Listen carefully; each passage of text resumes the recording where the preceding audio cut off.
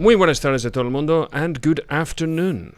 Sí, hoy hablamos en español and we talk in English also. Well, we're going to try and speak in English because our guest today is speaking in English, and otherwise we're just going to alienate everybody if we choose one or the other, or we try to do both at the same time. Well, today is the 8th of February in the year of our Lord 2023, and this is live stream number 400. Yeah, and something. We've been away for a while. We learned how to scuba dive. We took some time off. We had Christmas, and then we dived straight into a film shoot, which we're going to be speaking about in the next few live streams, where we're coaches and intimacy coordinators. Try and say that in Spanish. So the idea now is that what we want is to, that you ask a lot of questions. You from Familia de Cine, who are there, this community that we created in during the pandemic, with more than 100 professionals around the world, that you are present today, as I see it, and that you could actually ask all the questions that you want or you need. But for everything, now we have the first member of the Familia de Cine, this community that we created 2 years ago, the first member of it, who is Oscar Martin, who is going to explain us a lot of things about our invitee. You say invitee? Invitee, sorry. Invitee. Not a word I would use on a daily basis, but it sounds good when you say it. Okay, invitee. Invitee. Okay. So without further ado, ladies and gentlemen, Oscar Martin. How you doing, Oscar? Oscar speaks. How many languages do you speak, Oscar? 4. I would say good 4: Spanish, French, Italian, and English, and then a bit of Russian, and very very little Luxembourgish and German. But okay. So you're really just a beginner when it comes to speaking other languages. Que fuerte. I think that's all I can say about that. So what we would like you to do now, Oscar was the first crazy person who jumped on the Familia de Cine bandwagon, which, remember, you can always join us here on patreon.com/Assumpta Serna. And he was the first one. He led the madness back in 2020, and we have worked together. He played your husband in the movie La Sirvienta, which comes out on March the 24th. I believe, and the premiere is going to be on the 22nd here in Madrid, which is going to be fun to see everybody all over again. And he's been with us from the very start, and he brings us. He said, "I did a short film which is up for an Oscar." So Oscar had a film that was up for an Oscar, and he told us about it. And then, well, look what happened. Oscar, I'd like you to explain who we got coming, and then I'm going to roll the credits, and then we're going to come back in. So tell us who we're meeting today. So we are meeting Cyrus Neshvad, which is a great Iranian origin and Luxembourgish director. And shall I introduce him? Yes, please. The big thing? Yes. So he left Iran when he was 5 years old, when the Islamic Revolution started. So he left with his whole family and went to Luxembourg, when they installed themselves, and he talks a little bit about that with the story of his parents in a short movie he did called Outside of the Water, on the Eau de l'eau. He's done so far 6 professional movies, winning 64 prizes, and especially the last one is the Red Suitcase, who's been, as you said, nominated to the Oscars. And above all, he's a very sweet, nice, and very, very good acting director. Cyrus Neshvad. And we're going to be back with him in 1 second after our beautiful...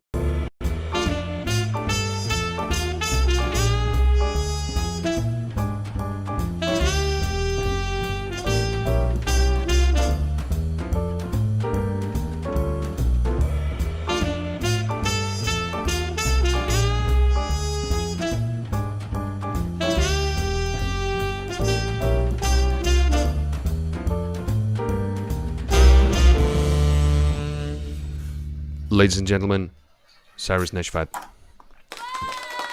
Hello. So it's so good. We had the opportunity to meet Cyrus over the beautiful platform known as Zoom Days ago, yes. some days ago, and he struck us as being a gentle, gentlemanly, kind, and fun individual. Thank God for that. So, Cyrus, where were you when you heard that your film got nominated? Actually, I was in Luxembourg with my family, so we were watching live, and then they told the first nominees, so first one, second one, fourth one. After the fourth one, I didn't believe in it anymore, and suddenly the title arrived, and then so we are all happy.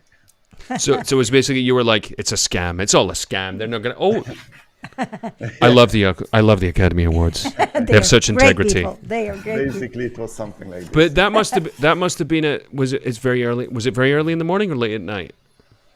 No, for us it was in the afternoon. Oh, that's quite It reasonable. was very early for them.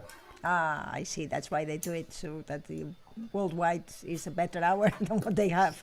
It's a shame they can't do that with the Oscars. It's like, did you see the Oscars? No, I like to get to bed before 5 a.m. So when you start, creating a short film, the idea of getting nominated for an Oscar must seem rather far away. When you're actually shooting it and it's cold and you're in the airport in Luxembourg. How has been the reaction in Luxembourg to the idea that one of their filmmakers has been nominated? Yeah, so basically they said the first Luxembourger on the moon. That's great. I found this quite funny. It's so. Is it going to be easier to make things there now, or are you still going to have to fight as hard as ever? No, I actually don't know because it's all new and all fresh. So I had anyway the project to do my future movie soon, so nothing will change in my schedule for now. But we postpone everything because I will have to go there and defend my movie at the Oscars now. Yeah, we're going there next Saturday. What do you expect from the industry? What you are planning? What are the hopes and the ups and downs? When I go there, for me the most important thing is to talk about even not the movie, about what's going in my country, about what's happening. So for me, what made me the most proud is that now we talk about the movie, and if we talk about the movie, so that I can talk about my country. Yeah. Because right now this young generation on the street and dying to get the free will for the country.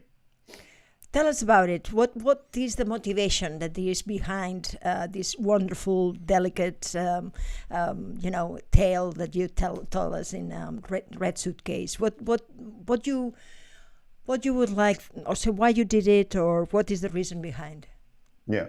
So the reason behind is not to be successful in festival. The reason behind is even not to get to Oscars and so on. Because if you do a movie with this intention, actually you will not succeed. It's like if you play tennis to get rich, you will perhaps get rich, but you will, get nothing out of it.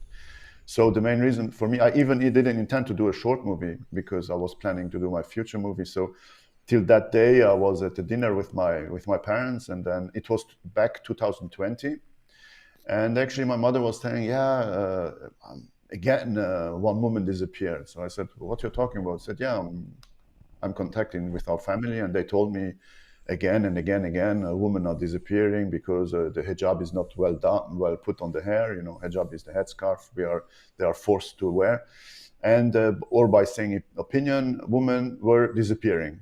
So I said, I was terrified at the dinner when I had, it's crazy, and we are living here, and nobody's talking about this. In Iran, they are keeping everything secret, and they are being cruel in the silence. So I said, and the idea went in my head that I need to do something. I was thinking to organize meetings or this kind, and then finally I said, well, what if I do a short movie?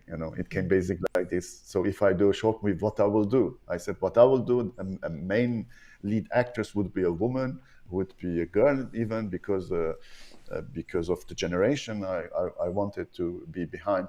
And also she would have a headscarf. So that was mainly the base of everything. So the movie is also a chant or a canto, I don't know, say, a call to freedom, really. And there is also a constant, also in some other movies of yours, I think, some other shorts, which is this idea of person that is nowhere, no, that is in traveling, in a journey. Explain us a little bit, why is that? Is for your own experience? Is because you think that more and more the people are open to receive also influences from other countries, and how you understand that your country is not really open to, and is very, close and severe in some rules. How do you leave all that? Yeah, we left Iran because of that, because life was in danger for everybody. So we left straight in the beginning. So, and then this Islamic Republic took the power.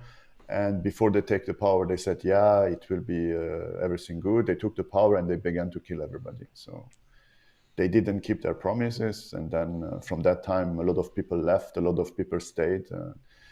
I'm also Baha'i, and the Baha'i, they have no right in Iran. So yeah, so that was what was in the beginning, in back 1979, where we by miracle we could get out. 1979. Yes, that's when they ousted the Shah. Oh, I see. That's when they ousted the Shah, and a short time later, the American embassy happened, and the hostages, and all the shredding, and the failed attempt to rescue, and the thing that would make fodder for 50 movies to be made in the future about it, including Argo, which is an interesting film from that point of view, which is also curious because it's the idea of creating a fake film shoot to try and rescue hostages, which seems like a perfect place to start. So do you think that that other countries can pressure your country to really, get other ways of doing things and trying to better, let's say, the conditions for life of people, or really you believe that is very far away?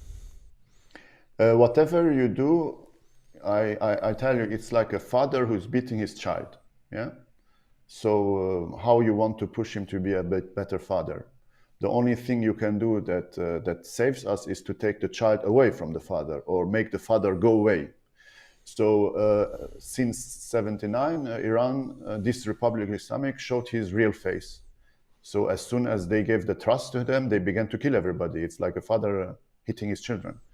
So you think if they push to change a bit the regime to do this, and it will change nothing. The only way to change it is that this regime is falling apart, and giving freedom to all the others, and letting people in peace. If a woman, they don't want to take to put the hijab, they should be allowed not to put it. It should be their own decision. And today, taking off the hijab began in 1 year ago because somebody in Iran was killed. But now it's just a sign of the revolution. It's the revolution in Iran which began with a woman, but a lot of men are helping now. But it's the beginning of a revolution which came from the woman. Well, it's also a woman on your. It's not coincidence then, no, that you have your main protagonist is a woman that takes away also. As I said, back 1 year ago, Mahsa Amini was a girl who was traveling with his brother. It came that she didn't put her scarf correctly, and she was taken to a police station, and they hit her, and she died. Which was happening before, just today, this time, somebody told about this, and the news came out, and then the whole world was talking about it. So but my movie was before, so I was talking about it because nobody was talking about it, and today everybody's talking about it. So it's very interesting like that when you use the metaphor of the father, because in many ways what the main character in your film does is chooses to be an orphan, because there is no alternative. And the question is then the next question is, so what father will adopt me now? In terms of, if we look at one society being the father being Iran, and then the next society is the West, what are now the implications and the pressures of Western civilization? What was for you? Do you remember a specific moment where you thought, I need a place of transition, I need an airport, I need a place where people are everything and nothing simultaneously? Do you remember that moment and where it came from? yeah, so when I had the girl, I said, wow, airport would be cool, because airport is a place where we travel. Airport is a place where we have fun. We are eating ice creams and going on holidays, And I thought it would be the perfect place that for this girl, actually, this place is like a prison. So to use this airport, which has so beautiful connotations, and to use it as a prison. You had pretty good. You've had pretty good times in airports. For me, it's a place where they lose your luggage. They make you stand in line. But they usually, when you go in the airport, you fly and you go to some beautiful places, Of course, and, of course. And she's trapped there with. It's the beautiful, the moments on Red Suitcase when you see all the loneliness, of this girl, that even with that, she doesn't dare to do anything else than not act, not to act of anything, not react, being there, silent, alone. That is very powerful, no? Yeah, and the loneliness, I straight knew that the more you show the airport big, the more you feel her loneliness. So that's why I decided to take an anamorphic lens to allow myself to shoot very big spaces, because I knew the more the space is shown big, the more you feel her small and lonely. Yes. Cyrus, I would like to know, how did you choose the actress, the lead actress Nawal? Because I had the experience. I was with her shooting that night, and I was so impressed by her charisma, and also she had to learn Farsi to do the part. So how was the process of casting Nawal? Basically, I was first searching in Luxembourg, and very fast I said, actually, I don't need her to speak Persian. I would prefer to have a good actress. So, and actually, we didn't find it. As I did my studies in Paris, so I knew had some connections. So I decided to go there and to organize a casting. And we had 15 girls, and 3 of them were very top. But when I saw Nawal, actually, she has this background that she's Maghrebian. And when we were talking a bit, she knew a bit about this, patriarchat, about this hijab, about these traditions. And so she knew how it's heavy on the shoulders. So that was already a good point, but not as good point as I would take her for the movie. So we decided that she should play this moment when she has to take this hijab off her head. And when she played this scene, it was for me incredible, because she gave me things which I didn't think that I didn't really think that it was so difficult to take this hijab off. And for her, it was really difficult. And also she had tears in her eyes. So actually she gave me things more that I was expecting. And then I knew that it was her. Very, very fast. It's very interesting that when we work and train actors all the time, and we always say that the actor's job is to bring a performance that a director couldn't direct, and to bring words that a writer couldn't write. And the objective of everybody is to sort of just kind of stand back and let the magic happen. It's very, very powerful how that goes down. But I'm interested to know, Oscar, how do you know Cyrus, and how did you get involved with all this craziness? Tell us your story. Okay, I knew Cyrus for quite a few years now, since I myself started doing movies, because, as you know, I come from the theater background, but 8 years ago I started making movies first here in Luxembourg. So I heard of Cyrus and I saw his shorts. I especially was very moved by portraitist who is the short he shot it before the Red Suitcase and won many awards. I think even now, right now, even more than the Red Suitcase. But Red Suitcase will of course get more and more because it has just started the living of as a movie. But then I really wanted. I met Cyrus in different places and occasions, even going to theater, etc. And I heard that he was shooting the movie, but just like 3 days before the start, and I immediately jumped into the messenger. And I sent him a message telling that okay, I know it's very late, but we never know if there's a late replacement or a role part that he still needs to be covered by an actor. So I asked him, and he answered me immediately that there was one small part, but I said, of course, I want to be with you. So small but of course very I important. accept. Very important. Well, yeah. As we always say, there's no small parts, only small actors. Exactly. Yes. So tell us more about what you expect. What you expect that is going to happen. What would be the nice feeling that you would have with this movie, apart if winning or not winning? What is the outcome that you wish the most? As you said, winning or losing is not important at all for me, but because it's not a game. For me, what's important is that the movie should be visible and that many people could watch this movie, and by watching this movie could think about our situation in Iran, which is now crucial. In the moment we are talking together, people are dying. So that's the most important thing for me, and that was from the beginning the most important thing for me. And also, as I said, to do the movie, the rest, what will happen, it's less important, but the visibility is the most important thing. How did you find financement for this movie? Who helped you there? Who saw?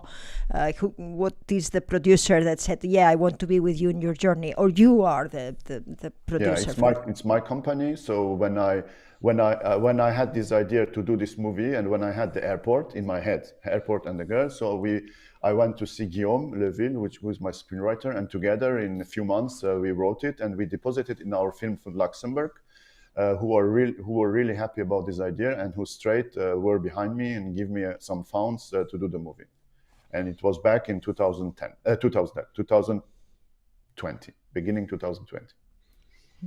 There is something that you would change now that you've seen it many times, now that the people had, I suppose, also tell you what they think about it, or do you think that it's better leave it as it is, as a also a moment in your life? Yeah, when I was in festivals, the first times I want to change everything. I said, "Oh, this I could do better. This I could do better." This you see only mistakes. So. Yeah, there are a lot of things I would say, I should have done this like that. And, I was reading an interview and you were mentioning the idea of going through, relying on the point of view of other people, whether it's the colorist or the director of photography or the sound, music, etc. But you also mentioned the idea of testing it with an audience. How deep do you get into that? Is it trusted friends or is it people you don't know? Yeah, it can be friends, it can be people I don't know, but the most important thing, it should be fresh people who never saw the movie, because you will use their freshness because they have more space between what happens. So their freshness will help us to see our mistakes in the editing. Yeah, it's one of the things. It's only working one time. Every viewer will work only one time. You should know. Sorry, go ahead. You should know, when I brought people here to watch the movie, and I'm not watching the movie with them. While they are watching, I watch them. Mm-hmm. And by watching them, I see already after the movie in which moment the movie has to get better. Because if you watch the movie with them and they come back with their feedback to you, they are your, friends, and they are next to the director and producer. They will never tell you the movie is bad or here and there. So they will not do critics. So the only critic which I see it straight on their face when they're watching the movie. And as soon as it's finished, they can already go home. I don't need to talk with them. So it's a testament, because I'd hate for people to watch the film and then we go, what we really need. It was very challenging, this movie, because it's a film with action, but it's not an action film. So it's a movie with action which had to be very slow. Mm-hmm. But who says slow can say boring. So which part we are still good and which part we get boring, and all this change was very important. I did around 30, 35, 40 different versions of the script where I said, okay, this one we will keep, and actually if you would have left me, I would have continued. Well, it's something that Orson Welles said. He said a film isn't finished, it's abandoned. Yeah, so at one moment we had to say, okay, let's abandon the movie now, because my editor said, Cyrus, I think we did it now. And I was saying, are you sure? From the people that they had seen it, what is the comment that liked you the most? That you liked the most? There was, in the Oscar qualifying festival we did in Rhode Island, the president of the festival, he said, your movie is a necessary movie. This made me very happy. Mm-hmm. And also I get that the movie is very tender. Mm-hmm. It's quite hard, but they said it's some tenderness, emotionalness inside. So this makes me happy when I hear this. I don't know if it's true or not, but tenderness, it's in this girl. Oscar? Yeah, I wanted to jump on this, because for instance, you told Nawel, the actress, to have the bag close to her heart. The red bag also, which the red is like the heart, the same color. And so this is, to confirm that this tenderness, which is all over not only this film, but other films you've done.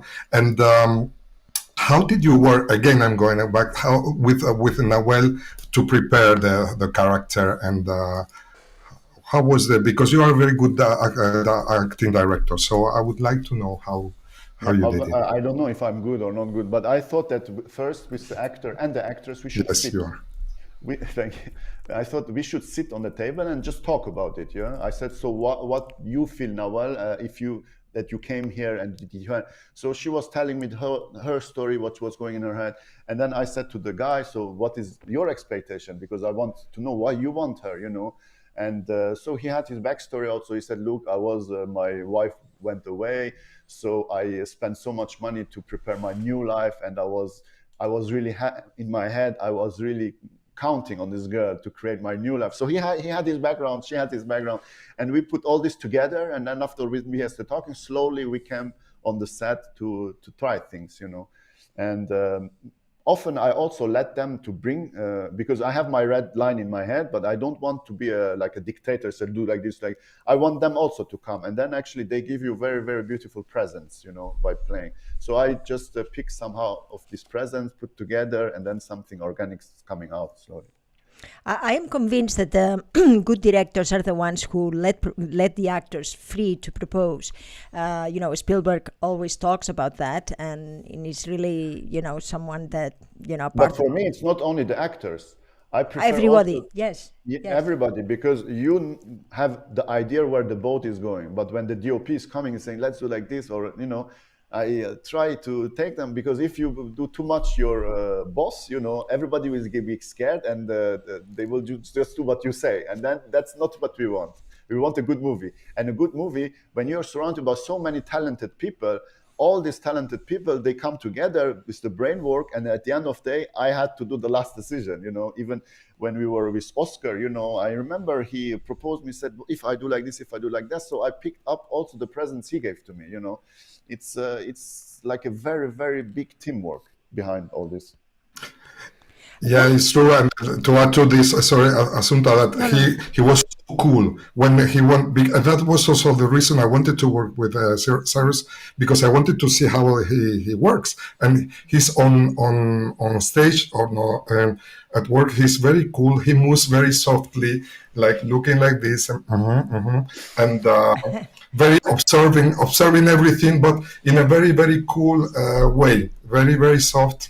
It's very Great. Cyrus, do you think that coming from somewhere else, I speak as somebody who comes from somewhere else, do you think that gives you a greater degree of sensitivity when it comes to the idea of the privilege that we all have experienced when we get to work as actors, directors in film, and the fact that we don't take it for granted? Do you think that's an aspect to it?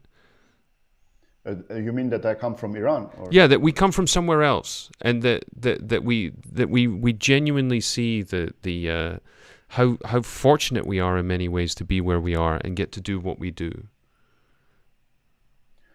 I don't know. I just when I came from Iran, it's true that for me it was really difficult to, I was the first 2 trimesters I was in my Iranian school.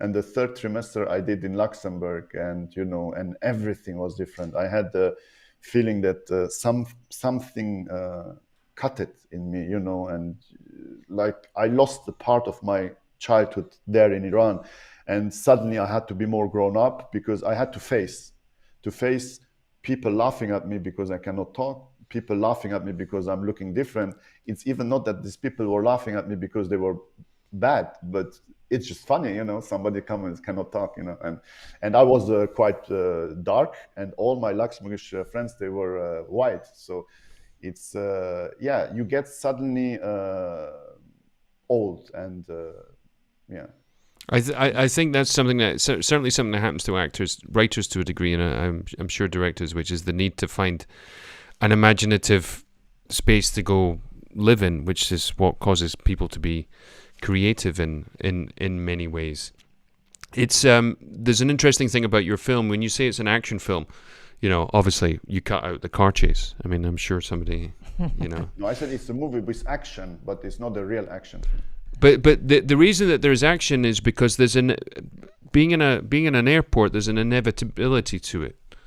This is not a place that you stay. This is a place that you have to leave sooner or later, and usually sooner. There is a process that you have to go through. And the process is from going from a type of limbo. Unless you are Tom Hanks. Yeah, unless you're Tom Hanks. The man that man died recently. The man who lives in the airport. Oh, really? Yeah, he died a few weeks ago, famously so. Unless you're Tom Hanks, of course. But this idea of living in limbo, that there is a point where you have to get out, that you have to leave the womb, as it were, of that whole thing. And for me, that is one of the big successes of the Red Suitcase. The idea that you are, you are doing stories. You are involved in the story of this woman when she's gonna go away. Is going to be able to escape. How, and then all the no spoilers, eh? No. And whatever she finds, her way to do it is always very original, but it's also something that we sometime, we felt. I remember the idea of some of the ideas that they are universal there. Someone, had already thought that, what the suitcases felt in this bus. But there's also that idea that whenever you have somebody waiting for you, you can always, instead of walking forwards, you can turn left or turn right. Yes. There is always an interaction that you feel as an audience, when, how, and that is all this. It's never slow. It's never, calm. Yeah, it's full of drama. It's full of action in the head of this woman. It's never dull. Yeah, but the most important thing is that the audience very fast connect to the girl, because she's scared. And so the audience is out, and she's lying to the phone to the father, and she doesn't want to take the luggage. So the audience is already intrigued. So what's going on? Does she have a bomb? She has a hijab on her head. She's not taking the luggage. She's scared. So the audience is beginning to judge her, and they are intrigued. So the connection is very fast there, and we want to know what's behind this. Exactly. What she will do. All the time. We judge her till the first few minutes. We judge her. Yes, But we are with her. We are expecting really in a positive way that she, whatever it is, we want her to succeed. No, it's like you have this hope, inside this character. I think the hope for her is coming when we finally see that in the luggage there is no bomb, and then we understand that she didn't even steal the luggage, because the painting inside we see from the signature, which concords to the signature of her passport, that it's her drawings, so it means it's her luggage. Then we are totally with her. We don't have any doubts about her that being like kamikaze terrorist, or leading by the father to do something. And this time we are 100% with her, and we said, so what's her problem? Yes. We have a question here from Alba, who's in England. Alba Gracie. She's asking, is the Red Suitcase available to watch online? I would love to watch it. When will it be available for people to be able to see? I mean, if people, because when I'm in the tournée of the festivals, it's you should not put it online. But but people who are really interesting, we can send the link with a private password. And I would be, as I said, for me, the most important thing is the visibility. So any person who is interested to watch it, I'm willingly to send the link with a private code to be watched. That's fabulous. So and these people can send to their friends. Send me a message, Alba, and we'll work that out for you. It is one of those things. Meanwhile, you were competing with another Le Pupille, whatever it's called. Cyrus, do you know who the other films? Les Pupilles. Les Pupilles, which is interesting, because in the sense that it's very difficult for people to see the Red Suitcase unless they're privileged and they send me a message. That there's one that's already on Disney Plus that can be watched for anybody who's got a subscription. Do you think that we're establishing a kind of two-tier system or a several-tier system in terms of the voters and awards and things like that? I think Disney is very strong, so they are the favorite, as I understand. Yeah, and Alfonso Cuarón is behind it as well, who's not too shoddy in terms of the being loved by the Academy. Yeah, it's important. The voters in the Academy, what they want is they vote finally is what they already know. And sometimes, just repeating, Pupil, the people are going to say, oh, yeah, Pupil, yes. Well, famously, 12 Years a Slave won Best Picture, but people admitted that they hadn't watched it. It's kind of the way it goes, and the recent outrage with the English actress being nominated for Best Actress because there was a grassroots campaign, which is something I would like to talk about live one day, a grassroots campaign to get people to watch the film and have her nominated, and she was.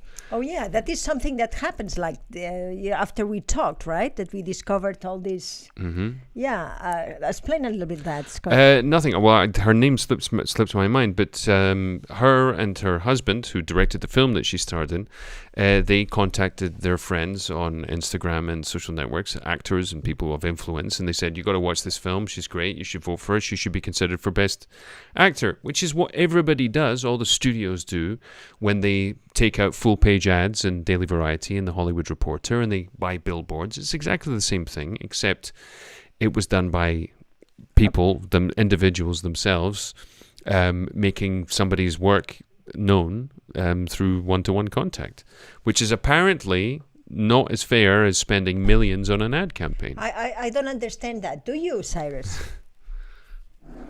Yeah, so I have nothing to say. This is how the Oscars work. So I'm inside of it, and I have to fight with what I have. So like I did my whole life. When I did the Orchid, I didn't have any money. So I said, okay, how many we can get together for doing a short movie? So yeah, at the end I had 5,000 euros. I said, okay, let's do the Orchid in one room. So I always did with what I had. So today also I'm doing with what I have. I have a little help also from our film fund, which are behind me.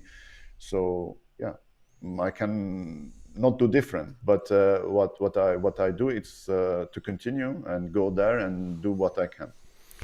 I'm double the challenge. I'm double happy to do this because I know that what I'm doing will somehow help abroad, because today it's a platform of Oscars. So I am asked to talk, and I'm really always happy to pass this word that we should think about these people in Iran who are so courageous, this young generation going on the street, and the woman deliberately taking their hijab off their head in sign of protest, which also the girl in my movie did. She took her hijab off to run away from this guy. So, and in this scene, I asked my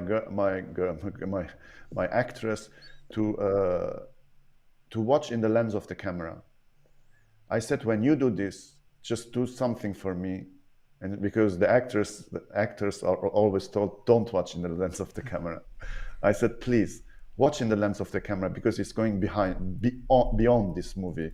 I want you that you address yourself to all the audience, all the women who are living the oppression, that they see through your courage that perhaps they also can do this and fight for their free will, to be in freedom. When you think on this movie, and the things that that could happen also, and the people that could see it, and and the result of it, there is also people, I suppose, that would be influencers, or that had been influencers on your life, who are these people? They are directors that you appreciate. There is other. Who are they? Who is the people that you would trust for your next project? Is the people that you've been working on? You like, some technicians, some actors that you like to step into for the next project? How do you feel it? Directors who I learned or I was inspired. Exactly, people that also all these directors who were collecting pictures together to tell a story, and it's beginning. I like this grammar where you say we collect pictures, and these pictures together gives an emotion or gives something, and it's beginning with Alfred Hitchcock, because he. And also that we connect very fast to a character, we follow in her conflicts, and the pictures together tell us the story where the conflict is going. So then you have Hitchcock. Hitchcock influenced Kubrick and De Palma, and the master of all of them, who took the whole part of Hitchcock, was Steven Spielberg. If you take Steven Spielberg, he always tells a story where we are straight with the main character. We follow him through all what is happening, and the audience is totally connected to this and never bored. Even if you take the most important film of his life, the Schindler's List. Schindler's List, it's beginning with a guy who is using the war to do money, and slowly he is changing. And we are so connected to him that 3 hours of movie is going in 5 minutes. So this is unbelievable. What is the next project? What you would like to do? So I have a logline for a future movie, which is the story of a 6-year-old boy who flew the Iranian revolution with her mother, and they are finding shelter in Luxembourg, and they are living in a camp. And in this camp, the boy, who's 6 years old, is getting befriended with a very old Russian woman who's also to take shelter in this camp. So these two come to be befriended, but they have a different background. They don't even speak the same language. And they're very different. And there is a friendship born between them. And I think this is really beautiful. It's very nice. Well, there you go. I thought he was going to make a film about like a renegade cyborg cop on the edge of space who manipulated time to destroy the planet. I'm quite upset about that. Really, I'm interested to know what the reaction in Luxembourg, whether people were conscious of the people who were coming from other countries there. Did this increase it, or was this always something that has been present and you can speak to this as well, Oscar, this idea of the other, because Luxembourg, let's be serious here, is a very civilized first world Western country where with a highly educated middle class population for the most part, and everything's okay, right? Am I okay to say that, right? I think that's an okay thing to say. How is this impacted, and what's people's relationship with the people who are coming from outside now? This is for both Who of you. starts? No, Oscar, you can begin then. Yeah. No, actually, because I lived a similar situation to Cyrus in the sense that I came when I was a kid, not to Luxembourg but to Belgium. But I was also received in a very weird way. They asked me if I could. I was a bullfighter, toros, etc. So it was very strange to when I got there. And in Luxembourg, I've been living for the last more than 25 years, and. Yes, it's a country where there are many foreigners, and in different levels. So there are people coming from all over the world, like Cyrus, or the people from other countries, and then there are also the European Union fellows that come to work here for the European institutions, and also people who come to work for banks and other industries. So it's I think the country of Luxembourg, the Luxembourgish natives are used to host people for the last, I would say, 40, 50 years after the Second World War, or a little bit later. And it's very, very cosmopolitan. Maybe, Cyrus, you can add to this. Yeah, so in my time when I came, it was not so cosmopolitan because it was, further. It was around 40 years. So, so I felt that I'm very different than the others. But I have to say that Luxembourg, this country saved our life, our family life, because they knew where we were coming from. They delivered the state paper. They did everything that we felt good. The government, and they raised us. They loved us, the country. So I found an adoptive father who loved me and who raised me. So yeah, I will always be grateful to this country who did all this for us. That's rather wonderful. Nice. From a filmmaking point of view, I'm interested to know, we're talking about Hitchcock, we're talking about Spielberg. Hitchcock being very famous for his visual style and his visual composition. How much of the shots and the framing do you decide beforehand? I mean, do you storyboard, or do you turn up and harvest what you have in front of you? How does that work for you as a filmmaker, Cyrus? Yeah, I prepare everything. Everything I can is prepared. I go to the location. I do first picture with my phone, and I come home and then I put my shots together and I go to the storyboarder, and the storyboarder storyboards everything for me. So the movie is already everything storyboarded before the shooting. All the shots you saw in the movie, they were basically all prepared. Wow. All prepared. Wow. So do you think that Because that's what... in the shooting you get so many imprévus, everything will finally be a bit different. So it's better you're prepared, because if you're not prepared, you go there and you just totally lost. And I would suggest, because I was inquiring myself, how is Spielberg working? How is this James Cameron working? How is Hitchcock working? They all preparing. If you don't want to storyboard, don't storyboard, but at least all the shots should be prepared. And if you storyboard, then it's even better for me. So other people, I don't know. So that for this kind of movie, perhaps if you do other way of movie, like more centered on the actors, is different. So there is a lot of style to the movie, but this style is which is suiting me the best. How you define your style? You would say that is an introspection my style is, like I said, a grammar where every picture has to tell a story. Like if you take the first picture, it's telling already a lot of story. We are in the evening. There is nobody. There is the last luggage. It's in Luxembourg because it's written, "Welcome to Luxembourg." We know at what time is it? It's 12 midnight 25. So it's late. You see dark behind, The first shot is telling us so much, and then we are ready to get on the second shot, And every shot is telling a story, and the shots together, they give a point of view of emotions. Well, there you go. That's about as smart a way as you can do it. It's much in the same way that when I talk about script, particularly in dialogue, that nobody should say anything unless it's telling us, at least 5 things at once. It talks about place, relationship, the past, the present, the future, the relationship with themselves, with the world that they're in, with the other person that they're speaking to.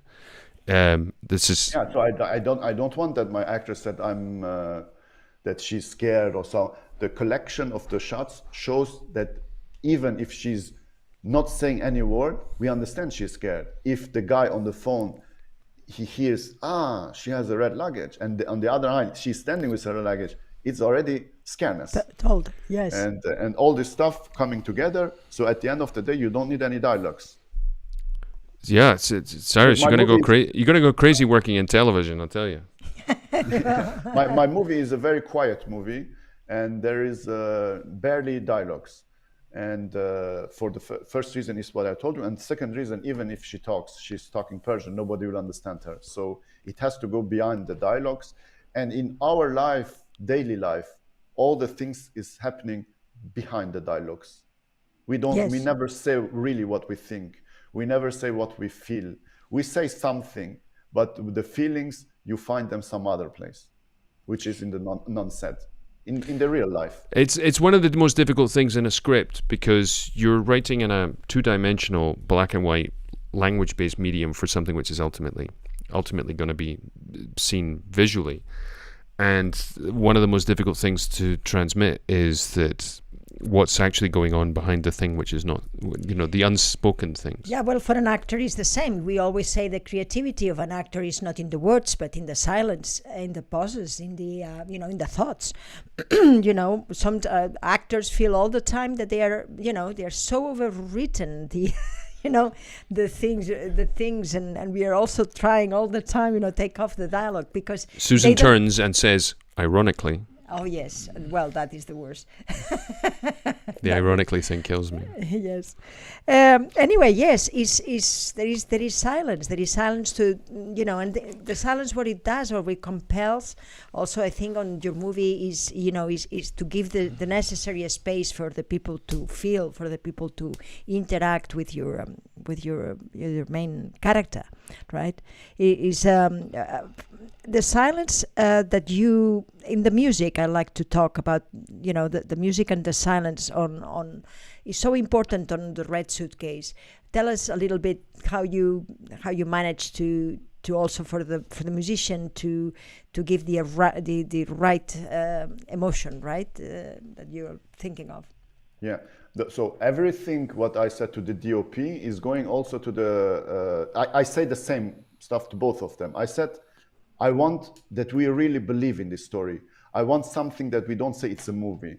I don't want nearly to be like a reportage, but a movie, but still reportage, So the DOP knew that he has to take handheld, that the color should be quite also real, so on. And the same for the music. I told him, look, I don't want the music where we, it's taking place and so on. So what I really don't want, it's as soon there is suspense that you put music. So when the girl is changing the money and the guy is passing, it's suspense.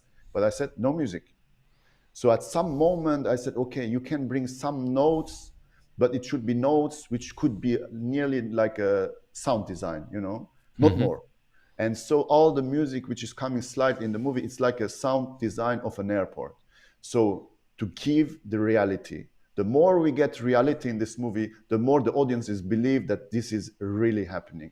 And the more we think this is really happening, the more it's going back in a reality which serves us for saying, look, that's really happening. Well, there's a real universal moment when she's changing the money, because I don't think anybody goes to a bureau de change and doesn't walk away going, how much money did they steal?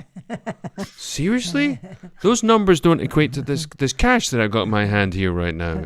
But this scene brings 2 important things in the movie, which talks about Iran. The first thing, we see the head of Khomeini, which is our disaster. I said, if we are in this movie, we should see something which is bringing this disaster of Iran. So the head of this Khomeini, which is the disaster, first of all. And second of all, by giving so much this packet of money and getting 3 times 10 euro, it shows how deep the country fall with all this petrol and so on, that the value is so down. So this is saying two very important things about the country. Yeah, that, and it's a searing indictment of the exploitation of bureau de changes all over the world, which I personally, well, you need my passport, really, for me to change £7? I mean, that's very, it's very peculiar like that. Tell me, how is it to shoot in an airport? Because presumably there's security issues. Presumably you either had to pay for the space. How does that work? Where can you go? Where can't you go? How does it work? For me, getting the authorization was not something I said, look, I will be so happy to get. So I went from the idea, we need the authorization, otherwise I will not do the movie. So it was back 2020, so it was COVID, so everything was difficult. So yeah, but I fought to get the airport, and after a few months, finally they accepted. But I was not ready to let it go till they say yes. It's interesting because of all of our experiences with COVID and the lockdown and pandemic and everything else, that seeing a massive place empty is not that strange anymore. They're the sort of things that they would put in dystopian movies where they would have to remove cars and people digitally or close off entire streets. There's a certain familiarity to it now, which is very, very peculiar. But presumably you had the entire airport, you had a bus, you had extras, you had the actors, you had Oscar. Obviously, he was there doing his thing. Over how many days did you shoot it? We had 6 days and a half. But again, the most important thing, every decor I said how I can connect this decor to my main actress. Mm-hmm. So as I said, the airport was giving out her loneliness and this big space which you see people traveling and she's all stuck. So it was very interesting. And the bus, I really wanted a bus which should be red curtains inside. So I did a casting of buses till I found the bus which suits more my main actress, And then I was visiting every trunk to see that the trunk, when she will be in the trunk of the bus, I wanted to give this idea that she's a migrant, and the migrants, they are immigrating very down, with the luggage. Exactly. I needed this visual, and not all the buses offered me this. So this bus offered me this. So after the casting of buses, I decided to take this one. There you go. It's a good place to be an agent of, buses in Luxembourg. A lot of buses sent in self-tapes.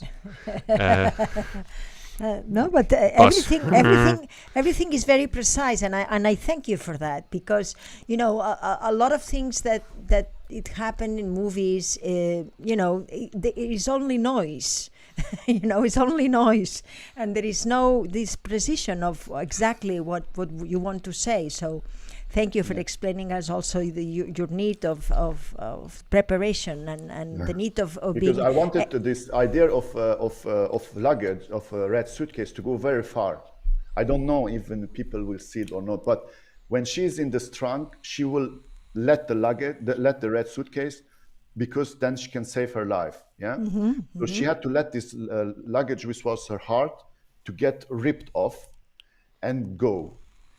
And when the trunk is closing, I wanted her to give this idea that she's still having this memory of the luggage. So I decided to put, instead of the white light inside, to change it and put a red light. And the red light for me symbolized that the red suitcase left, but all this memory of the red suitcase stays. And this I translated it to small light of red, which is coming in the middle of a lot of luggages, which are all not red. But the red light presumes that she thinks still about this luggage. Yes, it becomes her, right? It becomes her paintings, it becomes her life, her future. It becomes this light. It's the price you have to pay to be free. To leave everything behind. Hey, spoilers, eh? Spoilers. No, we can give spoilers. No problem for me. So she had to let luggage. She had to say goodbye to the parents by not answering. So she has to. She lost also her money. She has no money, but that's the price she has to pay to be free. It's one of the things we said it to Oscar as soon as we watched it. We were blown away by. I think I said to you, how elegant is that? Oscar, I'm a big fan of elegance. Elegance is when economy meets a deliberate evocation or placement of an idea. So that there's a measured element to everything. So much of the time people make film and television in a state of panic, where they haven't had the opportunity to clearly think about exactly how they're going to tell the story in each individual image. This is where we get to this idea where everything is covered from 50 different angles, and then you throw it at an editor and you go, make sense of that, please. Just have that tell a story, because I'm kind of lost. And there are big directors. I remember when we met Tom Noble, who was editing the film Maverick, which was directed by Richard Donner, the cowboy movie, one of his last films. I said, how is that? Does the director sit next to you? He's like, are you kidding me? He comes and visits us every 2 weeks, you know, and they shot with 4 cameras all the time on film, you know, and they just come in with thousands and thousands and thousands of feet of film that they've got to sort of try and put together. Now, I want to throw this over to Oscar, because Oscar knows you better than we do. And I'm sure there's some questions that Oscar has for you that he's contemplated that he's never asked you before. Is that true, Oscar? I would like first to talk about what you were saying about the dialogues. That this is the economy, l'économie des moyens. You use you are very subtle, and you just use what it needs. And for instance, I remember I had the memory. I thought I had said like 2 or 3 sentences in the movie. Actually, I said 3 words. Monsieur les fleurs poubelles. No, just because it was much more realistic than a guy who was talking to a strange foreigner who probably doesn't understand the language. They just needs to orders, like 2-3 orders, and that's all. And this is to be real, to be realistic, as Assumpta said. This is how it works. And I wanted to tell you, because I've noticed you talk about the father who beats you, etc. But I've noticed that maybe not. Yes, in this movie is of course the father of the girl, but in other movies you've done, the kid kills the father. No, in at least 2 other movies, and you have this relationship with this father, this authority, and that you want to react to it.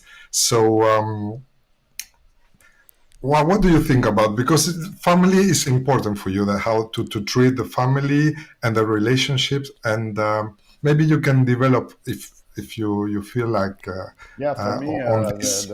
the main thing is like family and emotions, and I'm always connected also with my previous movies with also a lot of childhood, because in Portraitist there is a little child dying and meeting his grandfather, and they have a friendship. So and in Fils is a boy who's 6 years old, and he's the coma, and the father has no idea how to deal with this. But a lot of times is going around this.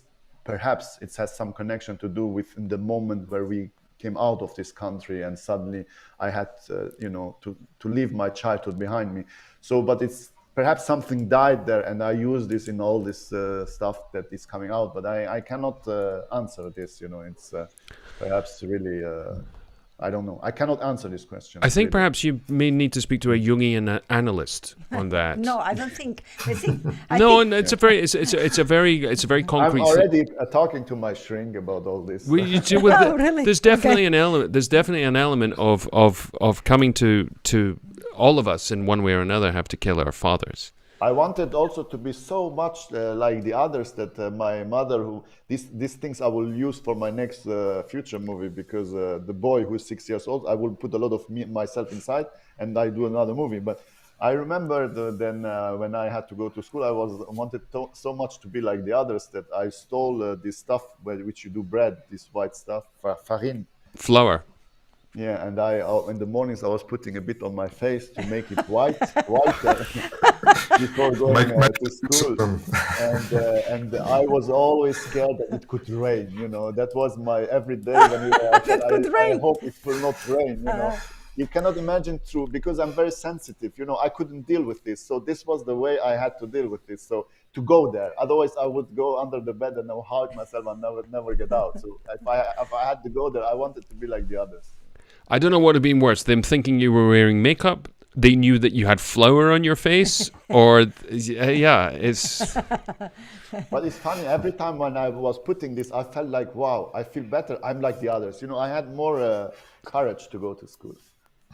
Interesting. Well, you know. Yeah, it's a very interesting thing. I was listening to To somebody... be like the others. It's curious. Well, all my life, I wanted not to be like the others. And look at you now. You're just like everybody else. That's Exactly. what's happened this year. I don't know. Who are you? Oh, it's you. Well, there's something that I heard the other day, which I thought was very, very clever, is that we ultimately become strong and become defined in the things which hurt us and made us weak.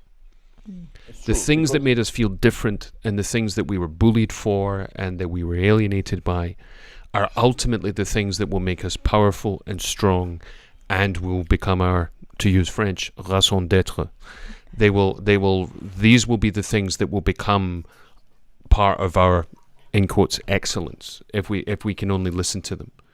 It's terrible. It's like any kid who's out there who's going through a hard time, whatever it might be, I go, hang in there, don't worry. As Nietzsche says, that which does not kill you makes you stronger. In this particular case, that which does not kill you will become your entire business of who you are. And it's very curious, just as I don't think, actors don't become actors because they had happy childhoods. I don't think storytellers, who I include filmmakers in that, necessarily become storytellers because everything was easy. It's the necessity to find common ground and find a way that we can find meaning through story and find community. And I think that's an interesting thing. I heard an interview with a lieutenant in the American Army who was part of the, let's call it an invasion in 2003 into Iraq. And one of the things that he used when he met the mullahs, and they had to make some kind of negotiation, which was considered to be the most everybody's favorite film in Iraq, which was Titanic.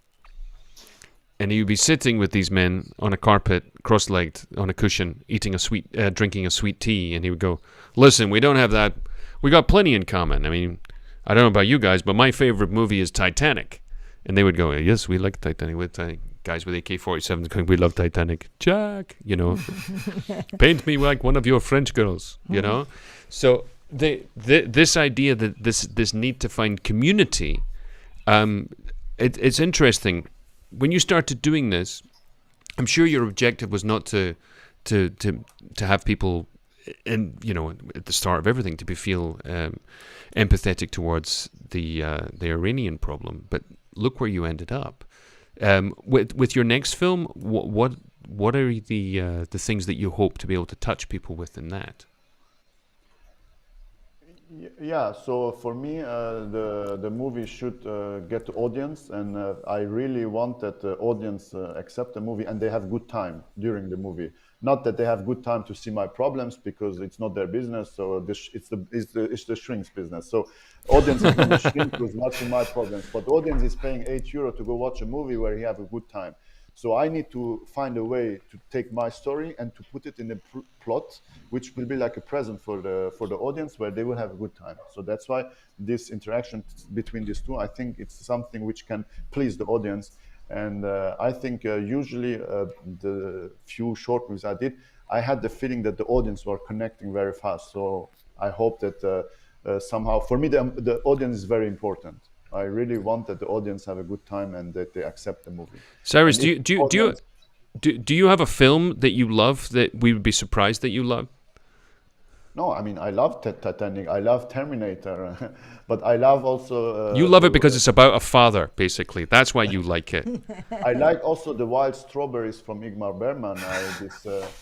This time, what is connected to death. It's really fascinating me that you are alive, but the death is like observing you, and it's kind of tenderness in this, that all these things are interesting me.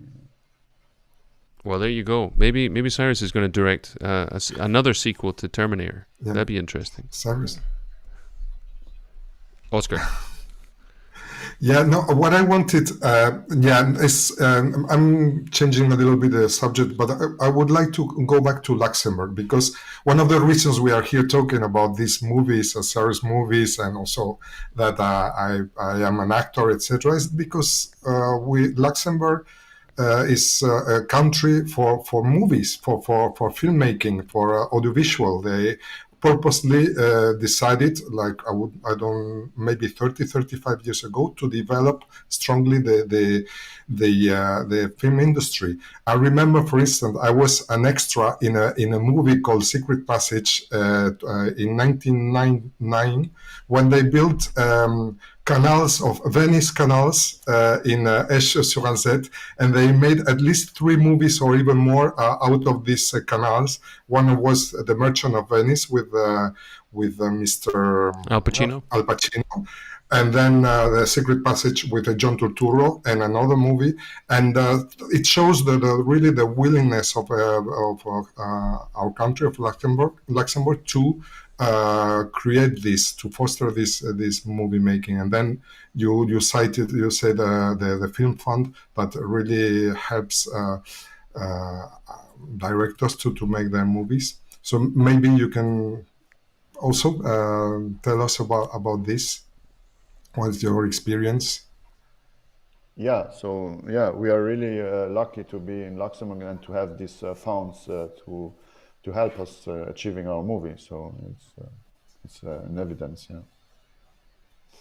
I think that the politicians that help little, to develop like a sector, like audiovisual or something, it's hard for them to maintain it, because, the next team or the next party, not going to consider what the others did. At least that is what's happening in my country. I think that culture is too much depending on the actual subsidies.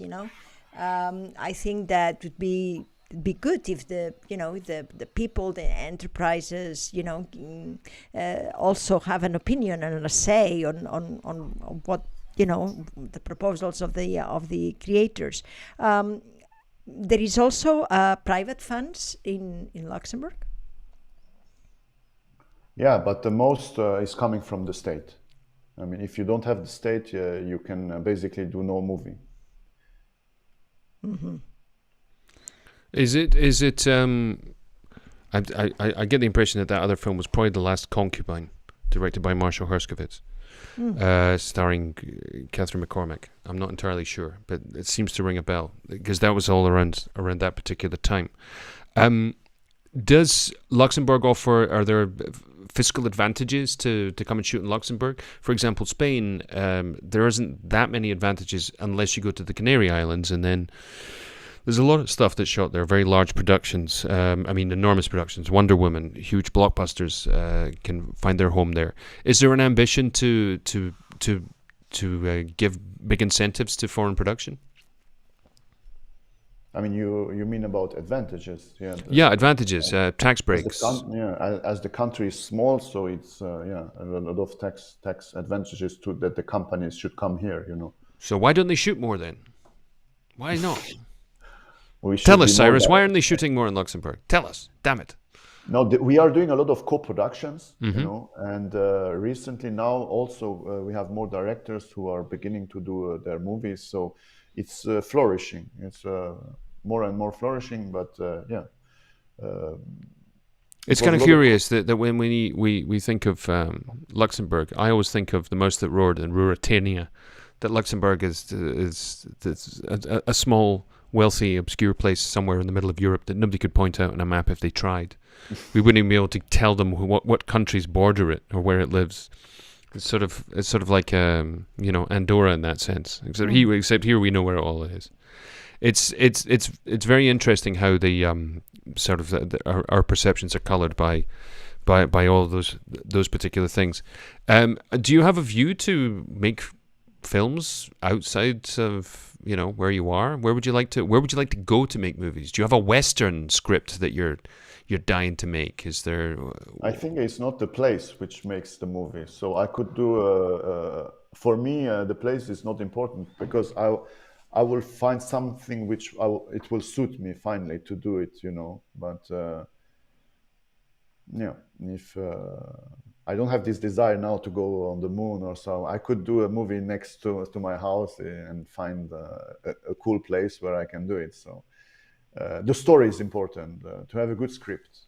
Now, you're going off on Saturday. Do you have any idea exactly the madness that you're about to engage with? What's your daily agenda? Presumably you have a publicist. You're going to have somebody who's going to meet you at the airport and is going to go, "Hi, Cyrus, my name's Susie. I'm going to tell you your agenda for the rest of the day. You've got 75 interviews. You got to go on TV 12 times. And this is what you're going to wear?" Actually, I have no idea. I know my publicist was there. Her name is Catherine, so you are not far. But I know that I will go to Santa Barbara Film Festival, which is the festival or the Oscars, because my movie was also accepted there. So it will be projected twice, and I have to go for a panel. So I know this, and then we have this luncheon nominee where I have to do pictures, few interviews. So. Yeah, so I basically know that I have to talk a lot about the movie. I'm there for this, so I will do the best I can. Santa Barbara, nice film festival. Nice film festival. Very nice film festival. Very, very respectful towards the filmmakers. Yes. I saw the director and the star of RRR being interviewed there on something on YouTube, but it was very, very, very nicely done. And when does voting kick off? Because you vote. The voting is between the 2nd and the 7th. Wow! March. So how long are you gonna stay there until? Yeah. So you're gonna be there for weeks. Yeah, I will be there 3 weeks minimum, and then comes the voting, and then you will stay there for the 12th, where it is the ceremony award. My goodness! And is your actress going to be going there as well? She will come end of February, I think, because nobody is coming for a whole month. So she will join me there end of February. No? Now, we were hoping that she was going to be here today. Unfortunately, she's not. So tell us a little bit about her story. Has she been to Los Angeles? She hung out in Hollywood? What's her view of it? She's born in the Réunion, which is and then she came in Paris to study film acting. Mm-hmm. And then she did few stuff, and then we did our short movie, and now she's very proud to say that she's in the Oscars. So. But that makes her happy. It's pretty cool. Come on, it's pretty cool. It's her face on the poster. Yeah, she's very young, and so talking about Oscars, it's important for her. For me, less. Trust you me, getting nominated for an Oscar doesn't get old, I would imagine. Another Oscar nomination. Oh, God's sake, I'm bored. Well, we have here some people like Rodrigo Duran, who says in Spanish, "Hi friends, congratulations Cyrus for the nomination. I really want also to see the movie." So she says, "I love to talk." Another one says, "I love to talk English to answer things, but really from what he's saying, I can see that is an excellent short and necessary." Okay, so there is... Well, we have Alba who says it'd be amazing, very interested to see it. If that's okay with you, I can have them email us, and I can to Scott at Familia de Cine or Assumpta, but send it to me, Scott at Familia de Cine, and if that's okay with you, Cyrus, I'll be able to give them the link and the way to see it. Is that okay? Absolutely. Yeah. Okay, fantastic. I'm glad to hear that. So that's for anybody there who's out there who may want to see the short film that we've been talking about for the last hour and a half, the Red Suitcase. Send me a message to Scott, the one at the top there, at Familia de Cine, I guess we're in English right now, .com, and I'll get that out to you, and you'll be able to watch it and tell us what you think. Because really, apart from it being a very finely crafted piece of storytelling, it has a very profound point to make, but it's not politically correct in the sense that it's not that one side is completely virtuous and the other side is completely malevolent. That's not what it's doing. It's a little wiser than that, and I think by the time you get to the end of the film, you'll see what I mean, that he places the negation of the negation, as we call it, right at the end, and surprises us with the profundity with of an image. with a very different point of view that is subtle enough and makes us question ourselves enough to actually reflect the story back on us.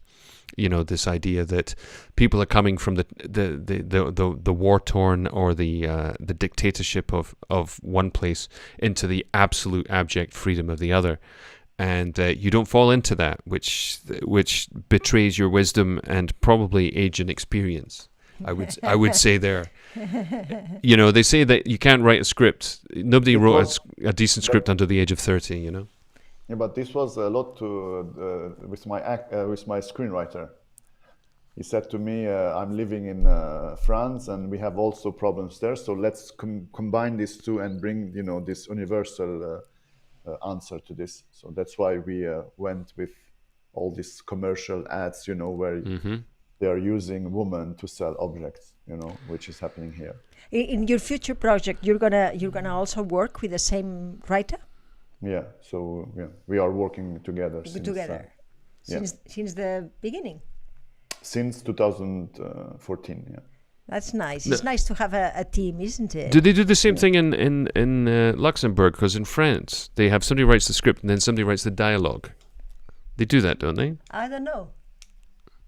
It's true that Guillaume he's more taking care of dialogues also, yeah. Because when I write dialogues, he's laughing. Because Nice. I love movies without dialogue, so he forced me to put a lot of dialogues at least. Me too. I love, one of the movies that is a comedy I like is Being There. Have you seen it? Which one? Being There. With Peter Sellers. Peter Sellers, directed by Hal Ashby. It's also a very precise movie, and it reminds me a little bit. You know, it has a little bit of smell. If of you the- haven't seen it, you must. Right. I If will- you watch the film, right? If you watch Being There, and I say this to everybody out there who's watching right now, if you watch the film, and it's an extraordinary film, you must stop it before the credits. Okay? The reason that you must stop it, you can watch the credits later, but not after you've watched the film, because the credits are filled with the bloopers, the mistakes they made during the film. And tonally, it's completely wrong. But was the idea that the producers or distributors had that, you know, Peter Sellers was a comic actor and it should finish that way, and that destroys the purpose of what Peter Sellers wanted to do, and is really also an iconic film for that, no? That, you know, you And cannot. it also inspired Forrest Gump, right? It was like a source of inspiration. probably, Yes, for making yes, exactly, the yes. Forrest Gump movie. Yeah, First it's a very beautiful film about humanity and about the profundity and the wisdom of simply being. Of It's simply being, yes. Well, if you didn't see it, I a beautiful recommend you film, to but see don't it. watch seriously, don't watch the credits. No. I remember the last time I watched it, I was like, "What the hell is this?" Yes. Do you know what I mean? It's the tyranny of idea of someone. That is what it is. You know, it's a little bit like listening to Samuel Barber's Adagio, and then as soon as it finishes, it's a pizza commercial. And you're like, guys, come on. Seriously, I'm just enjoying all this profundity and this divinity stuff going on. It's like, get a 2 for 1, you know, and it's like, you're killing me here. And it's one of the most strangest tonal mistakes that exists in film history. Yes. By the way, the bloopers the mistakes are hilarious. It's just you're not in the mood for them then. You know what I mean? It's just very, very wrong. But you should see Being There, which is called, I think it's called Bienvenidos, Mr. Chance. In Spanish? In Spanish, it's called that. Yeah, Being There with Peter Sellers. And Shirley MacLaine. Well, but most of that you have to see the Red Suitcase, because we have to talk about it, we have to recommend it to people, and you know, as soon as you have it in internet, please through Oscar, just tell us so that the people can actually see. And if you want to see it beforehand, remember get in contact with me. I have one last question because we should finish up. The iconic shot, which is in the teaser, it's in the trailer, and it's extraordinarily memorable of the main character taking off her hijab. As we see it, she's doing it into a mirror, but when you shot it, she's looking directly into the camera, is she not? Yeah, that's what she was saying. He was saying. Yeah, and so how is, for her, how many takes did you do? 8. Or you did 8 takes. And which take did you use? The more we went in the shots, the more she was sad. I didn't want her to be too sad. I wanted to have small tears, but willingly to take her destiny in hands, not being sad. Yeah. So the tears should have been a tear of I will do it now, and not a tear I'm sad. So when we were doing more, she was getting more and more sad. So I had to take, I think it was the third one, which was Yeah, we always say to actors that that it's not important if you cry. What is important is that the people feel, no, the audience feels. That's what I told her. I don't want you to cry. I just want you to do what you feel, But it's true that when the shots were going more and more, she was feeling this thing, Of and course. then she was crying, and Yes. the crying was going too much in sadness. Yeah, and yeah, not yeah, even yeah, willingly yeah. to get out of this, the strength. I wanted her to have a strength in the tears. No, and the fight is what really is compelling for us as an audience. When someone cries, we say, okay, well, tomorrow, it's going to be better, But if you feel the fight, then you are there. You really are compelled to do something about it, which For is me, the most beautiful moments are when the tears are a bit there and they are not coming down. This moment where the emotion is happening, and I wanted that part, not the rest when you see the tears coming down. And so it was a bit before, so that's why I choose.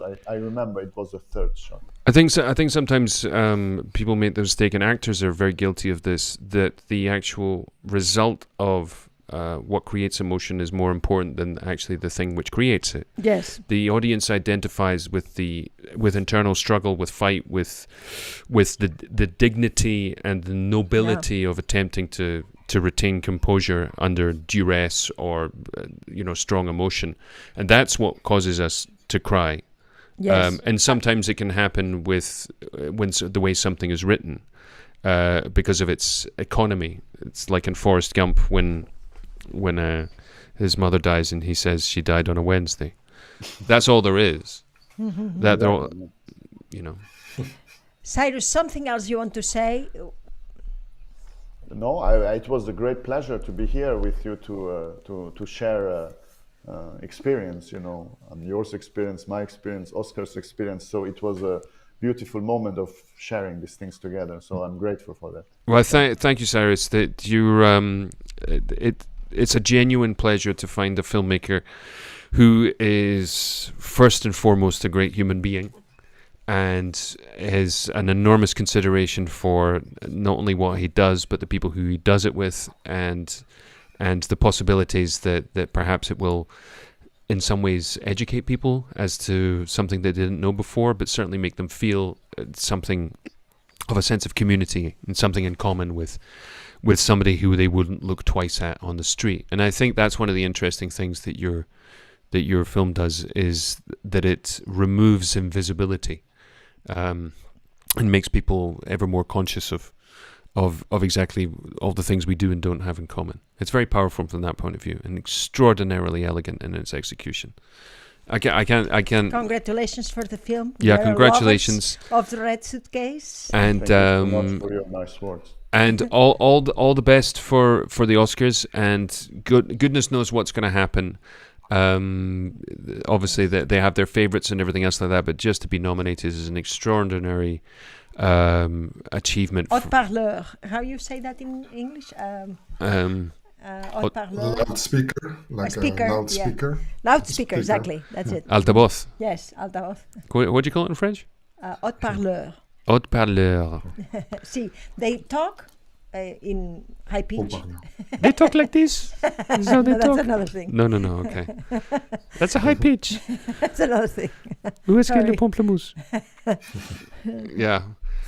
Here we go. We got Rodrigo Duran Guerra says, he says, congratulations. I'm really tempted to see the movie, says Rodrigo Duran.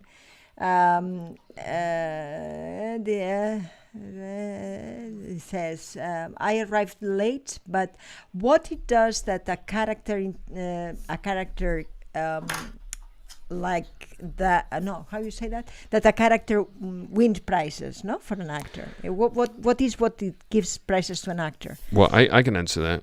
Okay. Do you want to answer that? Yeah. The characters that win prizes, first of all, what's excellent is if it's an actor who's already well known, because people remember that they did it. That's very, very important. Very often we see an amazing actor doing an amazing job, but we've never seen them do anything else, so we've got nothing to compare it to. That's one thing. The other thing is when you're playing a character that everybody knows, like Elvis or Ray Charles or Tina Turner.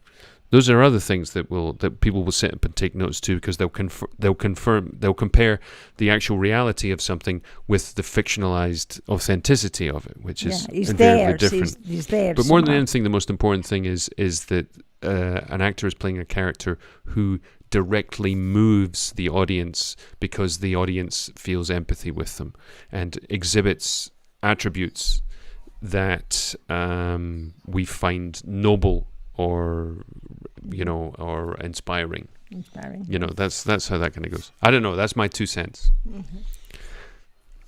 Tell me if there's anything else I've missed. It was an elaborate answer. Well, and unfortunately I'm an elaborate person and definitely never going to get an Oscar. Well, it's fun. Also, work with a good director and being well directed. This also helps a lot to the actors. Yes.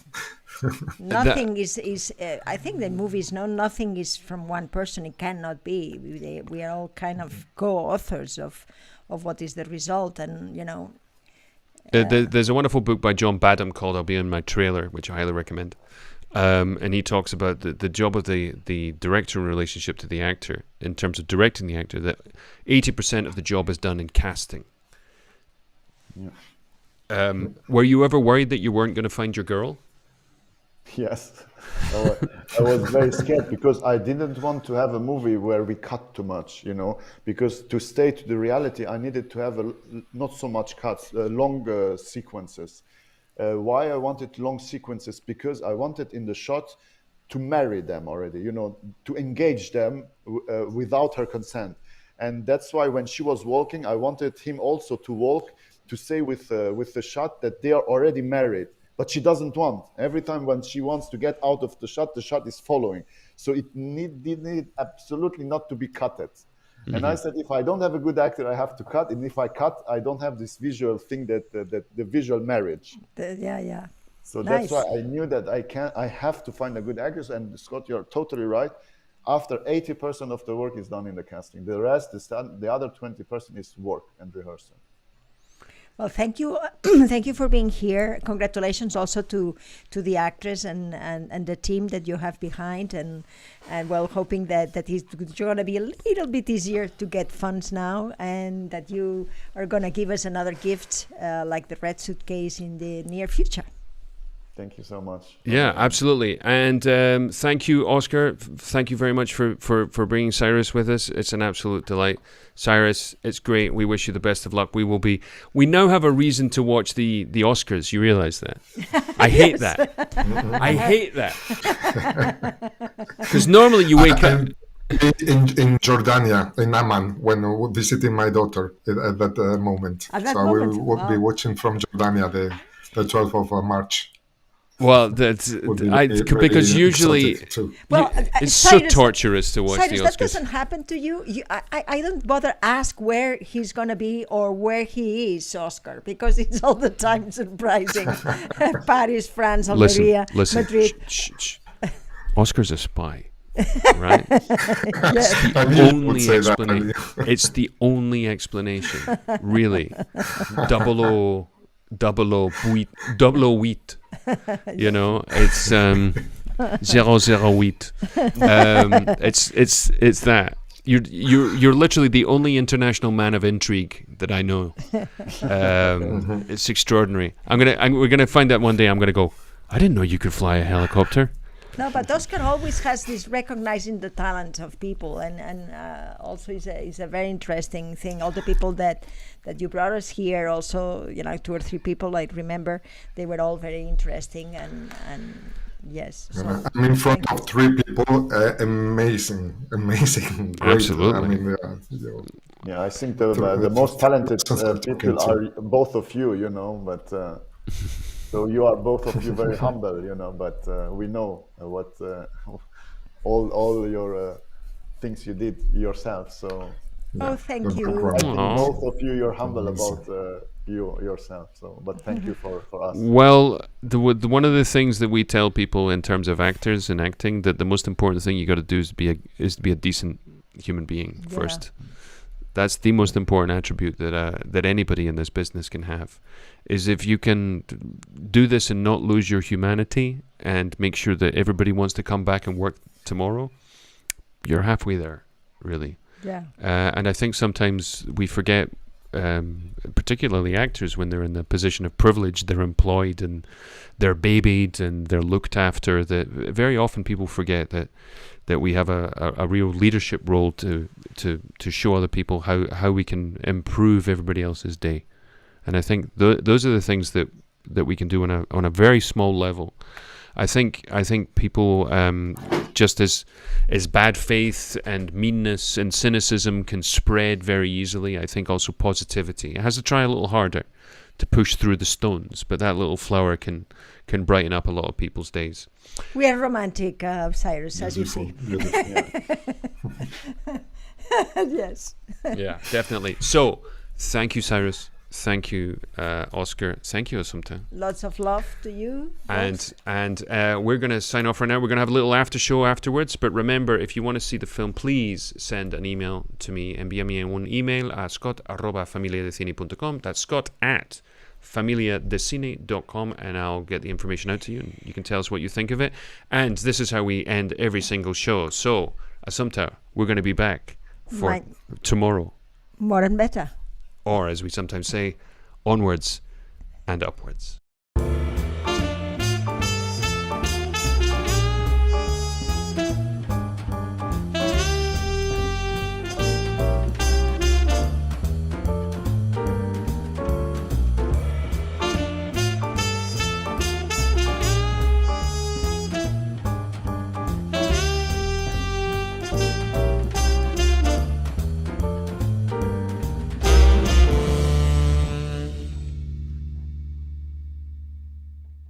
Together. And we're back. There you go. We're back. So sorry, Cyrus, you were talking about humanity. No, I just was saying that this humanity you were talking, you gifted us in these 2 hours. So it was really nice for this moment. Yeah. Well, thank you. Because I feel this also. I Cyrus. think it's very important that people go to universities, they go to film schools, they work as production assistants, they become movie stars, they do all of these different things. But at the end of the day, everybody has a day to get through, and we have the opportunity to make it a little bit better. And I think as people who are working in the audiovisual sphere, actors, directors, writers, anybody who's part of the process, that we do have a very important contribution to society, to ask difficult questions and make people think about the answers. I think that's important, and I think the more that we can try and get away from propaganda, which is something which has been happening even in the biggest movies, it's very important for us to open the conversation and make us all feel like we have something in common, you know. And I wanted to talk about gifted people. I wanted Sorry. also to thank you very much, Oscar, for. Oh, you're welcome, Cyrus. It's a pleasure. But I wanted to tell you that I was very impressed. You said about the first movies that you started doing, that you were more learning before getting to the professional shorts. But I was very impressed with one you did, is À l'abri. And you were also the cameraman, and because I didn't know that you were the cameraman, and I was looking at the movie and said, "Wow, it's wonderful how it's moving, how it's catching and then I saw at the end that you already did the camera thing, right? And so you are multi-talented, not only as a director or writer, but also with the camera. Maybe actor. You wouldn't like to act in a. I don't think so. You don't. There you go. We're ready for your close-up, Mr. Neshvad. It's interesting. That's a question. Have you ever acted in front of the camera, Cyrus? No. No, I don't Yes. feel it like. I've seen him. I've seen him in the documentary you did with your parents. You are also in some celebration scenes, and you are there as well. So it's a little bit turbulent.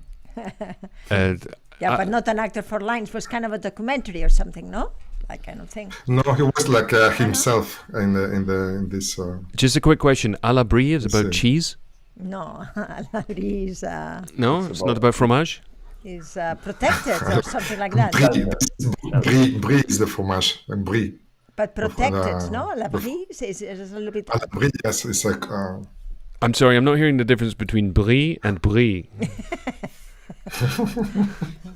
Well, there is none. If you were in Scotland, if you were in Edinburgh and you said à la brie, they think you were, you going, you sure you don't want camembert?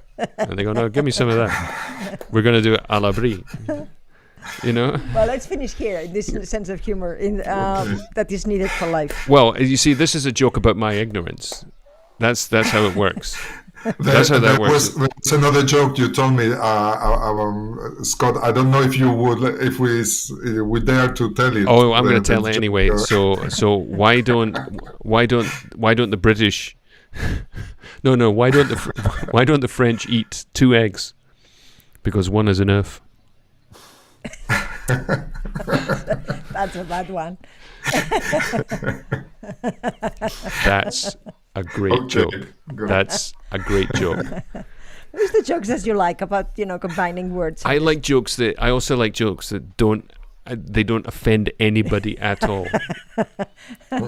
Do you know what I mean? But it's also the thing, it's the ridiculousness of it. Do you know? There's something about that. If a joke works for a 10-year-old, it will work for a 50-year-old.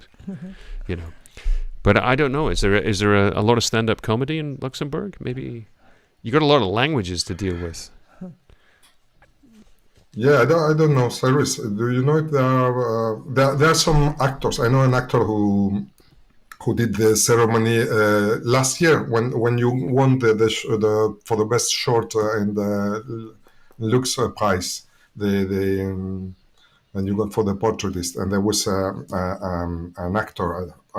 Now I forget his name, but it was very, very funny doing his monologue and presentation. It was like the Ricky Gervais of Luxembourg. Oh, I hope he wasn't that cynical.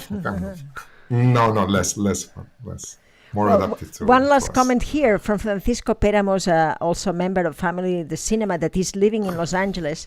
Actor, he says, break a leg, have a great time. He's in Pasadena, Los Angeles, so worst comes to the worst, we'll give you his number and you can go, hang on, I'm under siege, come rescue me. There is a joke that Joseph created. How is it in Spanish? Sorry, but ¿por qué es tan tranquila this city? You just said, porque no pasa de nada. It's very. Sorry, it's very, very bad, very bad.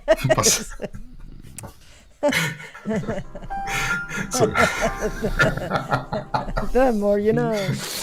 Thanks for that. We got, I'm gonna have to come up with more Luxembourg jokes. I don't know enough about it.